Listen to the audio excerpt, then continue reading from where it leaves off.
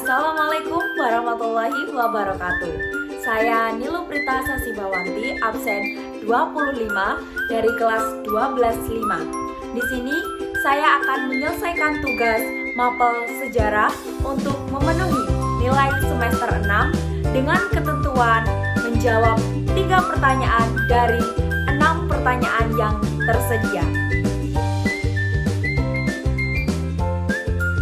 Baik, soal yang pertama adalah analisislah bagaimana konsep stabilitas politik dan keamanan yang dijalankan oleh pemerintah Orde Baru berpengaruh terhadap perkembangan demokrasi di Indonesia. Baik, untuk jawaban nomor 1, menurut saya stabilitas politik dan keamanan pada masa Orde Baru sangat berpengaruh terhadap perkembangan demokrasi di Indonesia. Nah, kenapa? Pada masa pemerintahan Soeharto, pemerintah itu mengutamakan pembangunan atau tidak keamanan dan ketertiban supaya berjalan dengan lancar. Nah, faktanya partai politik dibatasi hanya 3. Yang pertama ada Golkar, golongan rakyat. Yang kedua ada PPP, yakni Partai Persatuan Pembangunan. Dan yang ketiga atau yang terakhir ada PDI, Partai Demokrasi Indonesia. Serta kebebasan pers itu juga diawasi. Selain itu, melalui militer, ABRI memiliki peran besar dalam pemerintahan untuk menjaga stabilitas. Nah, di sini dampaknya negara memang menjadi lebih aman, lebih tertib, dan pembangunan ekonomi itu meningkat, tetapi demokrasi tidak berkembang dengan baik karena kebebasan berpendapat itulah dan berpolitik dibatasi. Jadi dapat disimpulkan bahwa stabilitas pada masa Orde Baru berhasil menjaga keamanan, namun menghambat perkembangan demokrasi di Indonesia. Nah, untuk pertanyaan nomor 2, yaitu evaluasilah keberhasilan dan kegagalan model pembangunan era Orde Baru dengan menggunakan perspektif kesenjangan sosial dan ketergantungan ekonomi. Nah, bagi saya pembangunan pada era Orde Baru itu memiliki keberhasilan dan juga kegagalan. Apa itu? Nah, untuk yang pertama, keberhasilannya terlihat pada pertumbuhan ekonomi yang tinggi dan keberhasilan Indonesia mencapai swasembada beras pada tahun 1984,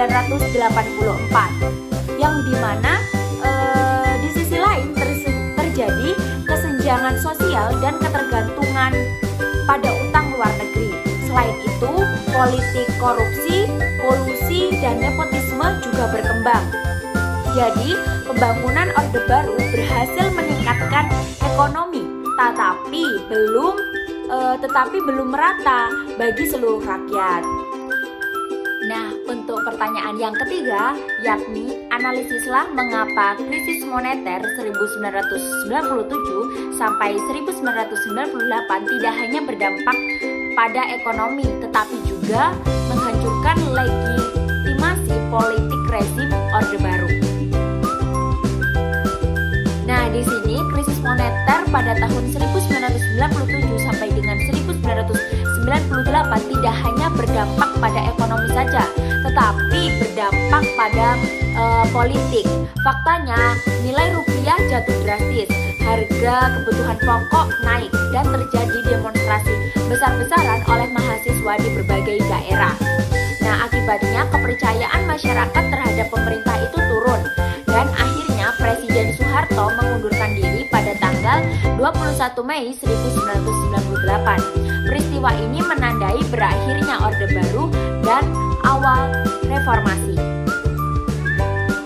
Nah, untuk pertanyaan yang keempat, yakni mengapa Orde Baru yang awalnya mengoreksi penyimpangan masa demokrasi terpimpin justru menghasilkan pola kekuasaan yang serupa. Nah, Orde Baru yang awalnya itu ingin memperbaiki penyimpangan sebelumnya justru menghasilkan